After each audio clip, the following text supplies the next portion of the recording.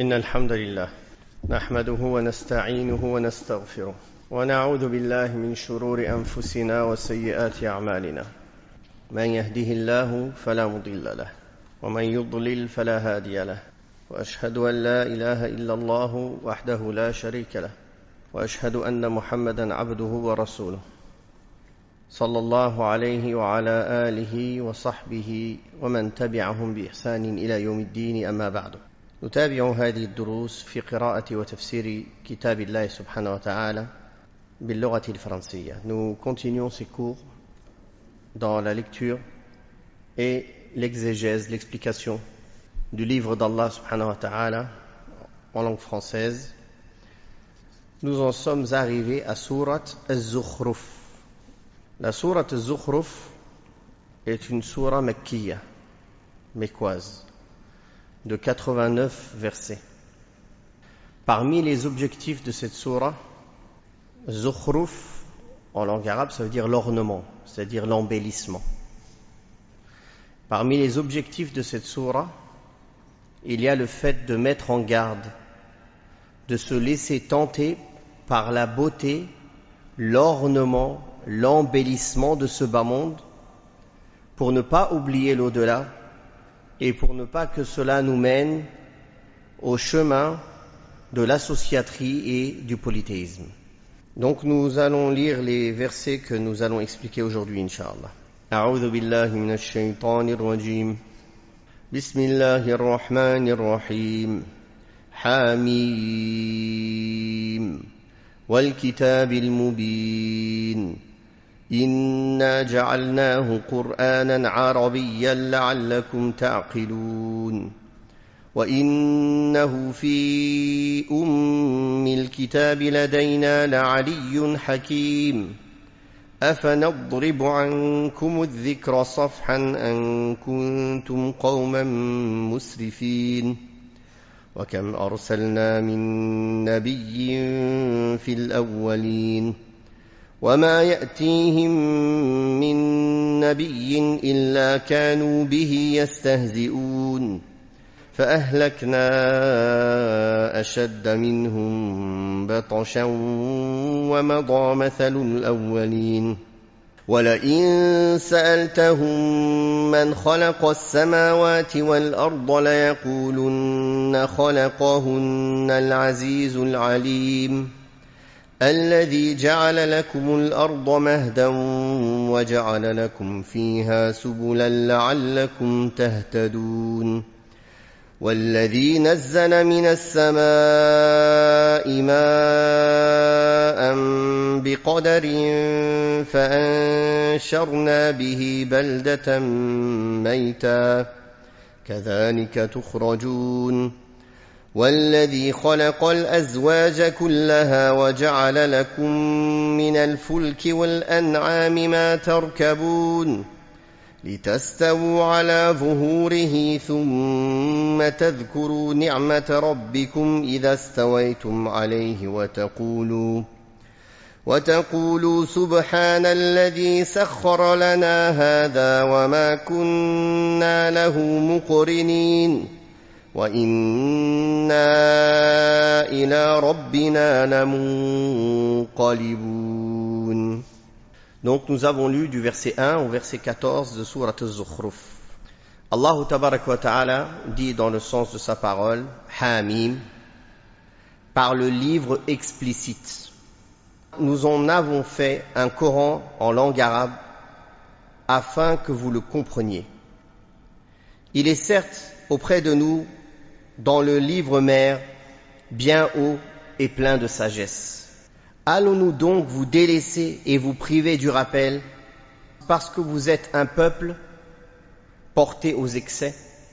Allah tabaraka wa ta'ala jure ici par le Coran. Il fait un serment par le Coran quand il dit par le livre explicite. C'est-à-dire Allah jure par le Coran au profit du Coran. C'est ainsi qu'Allah tabaraka wa ta'ala jure par ce livre révélé, évident, pour montrer qu'il est révélateur de tout ce dont les hommes ont besoin, que ce soit des choses de la vie de ce bas monde, des choses profanes, ou bien de leur religion, ou bien pour préparer leur vie de l'au-delà. Allah tabaraka wa ta'ala, nous en avons fait un Coran en langue arabe. Il s'agit de l'objet du serment qui a été révélé avec la plus éloquente des langues, qui est la langue arabe, la plus évidente et la plus claire, pour avertir les gens sur qui le Coran a été révélé directement, c'est-à-dire le peuple du prophète Mohammed sallallahu alayhi wa sallam, pour qu'eux, à leur tour, avertissent l'humanité. Allah Ta'ala a révélé ce Coran en langue arabe afin que vous le méditiez, c'est-à-dire que vous méditiez sur ses expressions et ses significations en raison de la facilité de la compréhension des versets du Coran qui le caractérisent. Allah Tabaraka wa Ta'ala a rendu le Coran avec une langue arabe claire. Et dans le Coran, Allah Tabaraka wa Ta'ala a explicité tout ce dont l'homme a besoin pour réussir sa vie. Et ce Coran, auprès d'Allah, il est élevé. Il a dit qu'il se trouve auprès de nous, c'est-à-dire dans l'assemblée sublime qui est autour d'Allah Tabaraka wa Ta'ala, dans les plus hauts rangs, dans les plus hauts degrés. Et auprès de nous, dans la tablette gardée, le livre mère, dans les plus hauts rangs et empli de sagesse. Effectivement, le Coran, qui est la parole d'Allah, a de hauts mérites. Sa noblesse et son degré et sa sagesse en font le meilleur des livres, de par ce qu'il contient d'ordre d'Allah subhanahu wa ta'ala, de par ce qu'il contient d'interdits, de par ce qu'il contient de récits véridiques. Il n'y a rien en lui qui soit en porte-à-faux avec la sagesse, la justice et l'équité. Tout ce qui est dans le Coran est empreint de sagesse, de justice et d'équité. Ensuite, Allah Tabaraka wa Ta'ala nous informe que sa sagesse, sa bienveillance implique qu'il ne laisse pas ses serviteurs livrés à eux-mêmes sans leur envoyer de messagers et sans leur révéler de livres. Et ce, même s'ils sont transgresseurs, même s'ils sont injustes, même s'ils font beaucoup d'excès. Allah Tabaraka wa Ta'ala a dit dans le sens: nous abstiendrons-nous de vous adresser ce rappel par indulgence, alors que vous êtes un peuple porté aux excès, c'est-à-dire à transgresser? Allons-nous vous laisser abandonner à vous-même, à vos passions, à vos désirs, à l'égarement, et nous abstenir de vous révéler le rappel, simplement parce que vous vous êtes détournés et vous avez refusé de vous y soumettre? Bien au contraire, nous vous ferons descendre le livre et nous vous y clarifierons toutes choses. Si vous y croyez et vous le suivez, cela sera dans votre intérêt et vous réussirez dans cette vie et dans l'au-delà. Par contre, si vous refusez de vous y plier et vous le rejetez, la preuve sera établie contre vous. L'argument sera établi contre vous. Et vous serez clairement conscient d'être égaré, de ne pas être dans le droit chemin. Puis Allah Tabaraka wa Ta'ala a dit dans le sens de sa parole, entre les versets 6 et 8, « Que de prophètes n'avons-nous pas envoyés au premier peuple? Aucun prophète n'est venu vers eux qu'il n'ait tourné en dérision, dont ils se sont moqués. Nous avons pourtant fait périr de bien plus féroces que ceux-ci, et que d'exemples sur les premiers peuples n'avons-nous pas cités. » Allah Tabaraka wa Ta'ala dit que sa tradition avec ses créatures, avec ses serviteurs, est qu'il ne les laisse pas livrer à eux-mêmes. Il leur envoie des prophètes, des messagers pour les rappeler. Combien avons-nous envoyé de prophètes dans les premières générations pour leur ordonner d'adorer Allah seul, sans associé. Mais dès le début, il y a eu des négateurs, des renégats, des impies, et la négation n'a jamais arrêté parmi les différentes communautés. Pas un prophète ne vint trouver ces peuples sans qu'il ne se gausse de lui, qu'il ne se moque de lui, qu'il le tourne en dérision, qu'il le traite de menteur, par arrogance vis-à-vis de la vérité et refus de suivre ce qu'il apporte de la part d'Allah subhanahu wa ta'ala. Nous en avons anéanti de plus puissants qu'eux. Allah a anéanti des peuples qui nous ont précédés, plus puissants que nous, qui avaient plus de force, qui étaient plus grands, qui avaient fait plus de choses, qui avaient construit, qui ont laissé des vestiges, qui ont taillé dans la roche. Mais Allah les a détruits. Et leur exemple appartient maintenant au passé. C'est-à-dire que leur exemple et leurs récits ont disparu. Mais nous vous les avons montrés comme signes de ce qu'ils contiennent comme enseignement, ainsi que comme mise en garde contre le fait de renier Allah subhanahu wa ta'ala, de se refuser à se soumettre à lui et de mécroire en lui, en ses prophètes et en ses livres. Puis Allah tabarak wa ta'ala a dit dans les versets 9 à 14, si tu leur demandes qui a créé les cieux et la terre, ils répondront certainement, celui qui les a créés est le Tout-Puissant, l'Omniscient. C'est lui qui vous a fait de la terre un berceau et vous y a tracé des chemins pour vous guider. C'est aussi lui qui fait descendre du ciel une eau en proportion déterminée. Par elle, nous ramenons à la vie toute chose, nous ramenons à la vie une terre morte. C'est ainsi que vous serez sortis de vos tombes. C'est aussi lui qui a créé tous les couples et qui des vaisseaux a fait pour vous des moyens de transport et des bestiaux des montures, afin que sur le dos des bestiaux,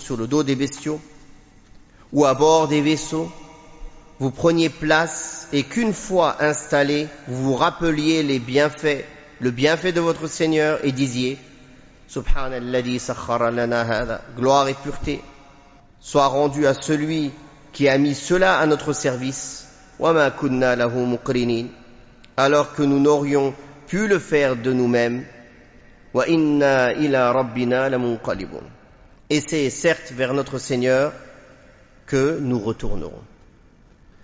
Allah tabaraka wa ta'ala parle ici des polythéistes quand il dit si tu les interroges, qui a donc créé les cieux et la terre? Ils répondront Allah. Allah l'unique, qui n'a point d'associé. Effectivement, dans les communautés précédentes, la négation de l'existence d'Allah était très peu. La majorité des gens reconnaissaient Allah, qu'Allah était le Créateur, le Seigneur, mais ils avaient des manquements dans leur croyance, que ce soit dans la seigneurie, et encore plus en ce qui concerne dans l'adoration. Ils vouaient des cultes à autre qu'Allah subhanahu wa ta'ala. Ils donnaient des associés à Allah subhanahu wa ta'ala. Et les gens qui reniaient la résurrection ou qui reniaient l'existence d'Allah, ad-dahriyun, qui disaient wa ma yuhlikuna illa ad-dahr, étaient très peu. Allah a parlé d'eux dans le Coran. Pas autant que ceux de notre époque, l'époque où l'athéisme s'est très répandu, du fait des crises qu'ont connues l'Occident et des philosophes qui ont combattu la croyance et la foi, du fait qu'ils ont subi, on va dire, l'oppression de l'Église. Alors ils ont transposé cela à toutes les religions. Donc ils veulent en fait transposer leur histoire à l'humanité, alors que l'humanité n'a pas la même histoire qu'eux. Les musulmans, ils n'ont pas la même approche de la religion que eux, ils ont eu.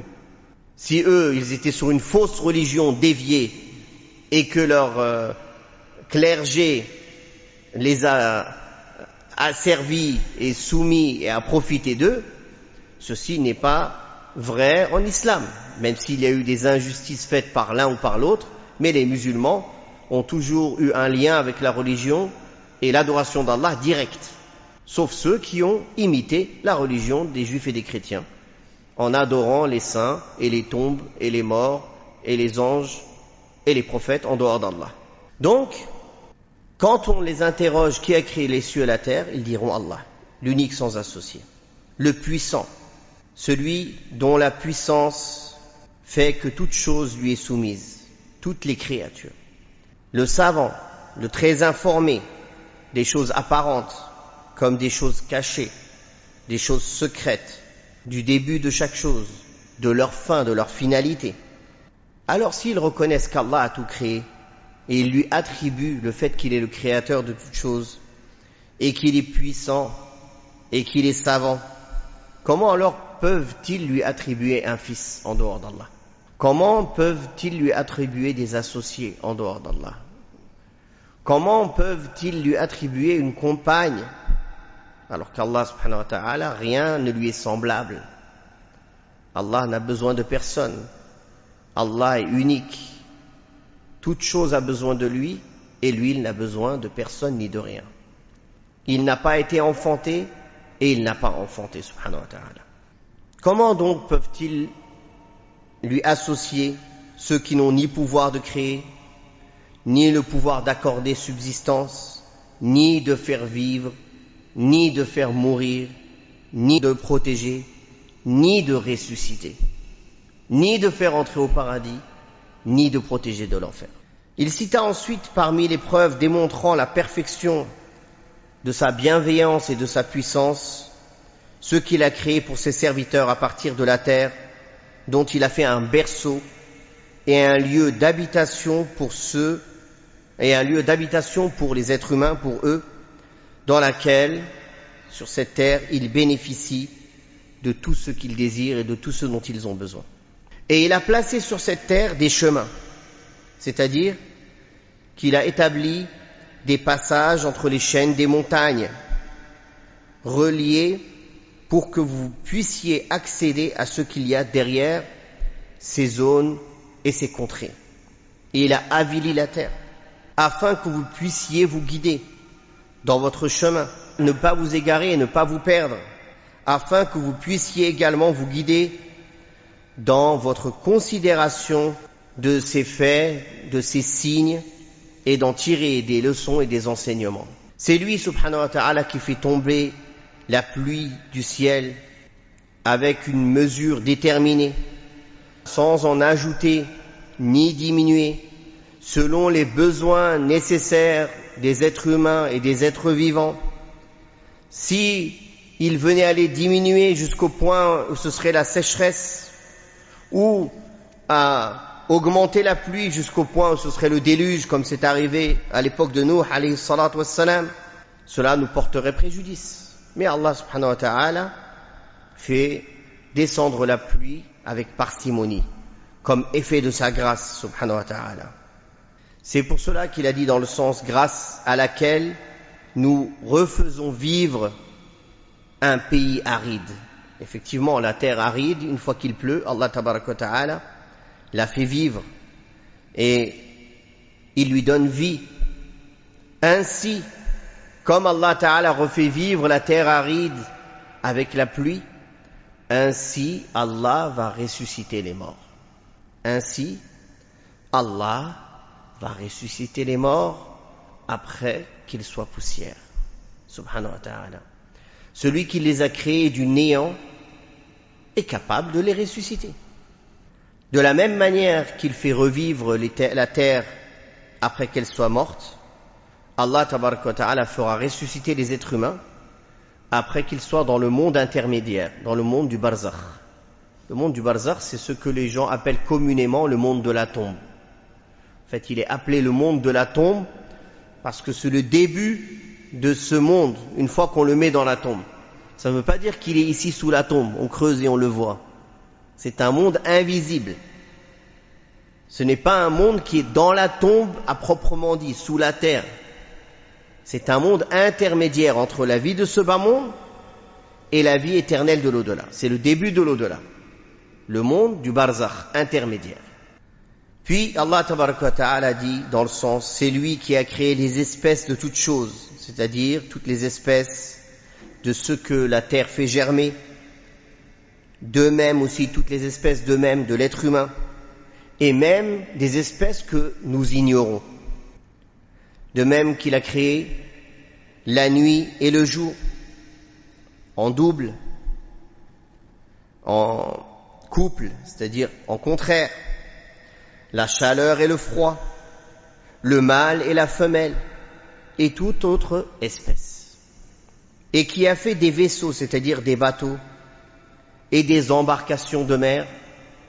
On pourrait dire aujourd'hui aussi des embarcations de ciel, ce sont des vaisseaux aussi, les avions, ou toute autre embarcation qu'Allah tabaraka wa ta'ala a créée, qu'il soit sur l'eau, sur terre ou dans les cieux. Qu'elle soit aussi à voile, à vapeur, à moteur, à électricité ou peu importe. Tous les moyens de transport qu'Allah tabaraka wa ta'ala a fait pour nous, en nous donnant les matériaux nécessaires et en nous octroyant l'intelligence et la capacité de modeler, assembler ces matériaux pour en faire des moyens de transport. Tout ceci est par la grâce d'Allah subhanahu wa ta'ala. De même que les bêtes de somme et les montures à l'intention de l'être humain, afin que vous vous installiez sur leur dos, et ceci englobe toutes les montures. Et une fois que vous avez pris place sur leur dos, ou dans les montures, ou dans les vaisseaux, et que vous vous souvenez des bienfaits de votre Seigneur, qui vous a octroyé ces moyens de transport pour que vous ne vous fatiguiez pas dans vos déplacements. Subhanallah, imaginez-vous que l'être humain, il n'ait pas de monture, il n'ait pas de moyens de transport, qu'il fasse tout à pied. Il y a des centaines de choses dont on profite actuellement qu'on ne pourrait pas faire. Des milliers même. Mais Allah nous a facilité tout cela, en donnant à l'être humain des moyens de transport, que ce soit des bêtes à l'époque, des animaux sur lesquels on montait, des chameaux, des chevaux ou autres, ou des vaisseaux, quand depuis des siècles et des siècles les gens prenaient les bateaux et traversaient les mers. Puis tous ces moyens de transport qui se sont après développés, qui sont sur cette base-là. Ceci est un bienfait d'Allah subhanahu wa ta'ala. Et c'est à ce moment-là que quand l'être humain monte, s'assied et prend place dans ce moyen de transport et part en voyage, qu'il dit cette dua que le prophète sallallahu alayhi wa sallam nous a enseigné, qui est dans le Coran. Subhanalladhi sakhkhara lana hadha wa ma kunna lahu muqrinin wa inna ila rabbina lamunqalibun. Gloire et pureté à celui qui a mis ceci à notre disposition, alors que nous n'aurions pu nous-mêmes le soumettre. C'est-à-dire que si Allah tabaraka wa ta'ala nous avait pas soumis à notre service ces vaisseaux, ces bêtes de somme, ces animaux, ou tous ces matériaux que l'on utilise pour faire les moyens de transport, on n'aurait jamais pu le faire. On n'aurait jamais pu le faire. Mais c'est par la grâce d'Allah subhanahu wa ta'ala, sa compassion et sa générosité, que cela a été rendu possible.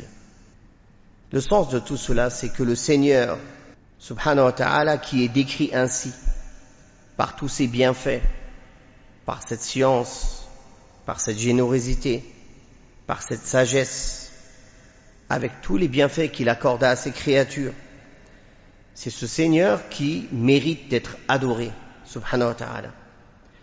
C'est lui à qui on doit vouer notre dévotion, notre servitude, nos prières, nos prosternations, nos invocations, nos supplications, nos évocations. C'est en lui seul, subhanahu wa ta'ala, que l'on doit espérer, C'est lui seul que l'on doit craindre. C'est en lui seul que nous devons placer notre confiance totale. Car celui qui place sa confiance en Allah, Allah lui suffit. Subhanahu wa ta'ala. On va s'arrêter ici pour aujourd'hui, Inch'Allah, et prendre quelques questions. Et si Allah nous le permet, nous continuerons la semaine prochaine, la suite de la sourate, Inch'Allah. Wallahu ta'ala a'la wa a'lam wa sallallahu ala Muhammadin wa ala alihi wa sahbihi wa sallam walhamdulillahi rabbil alamin.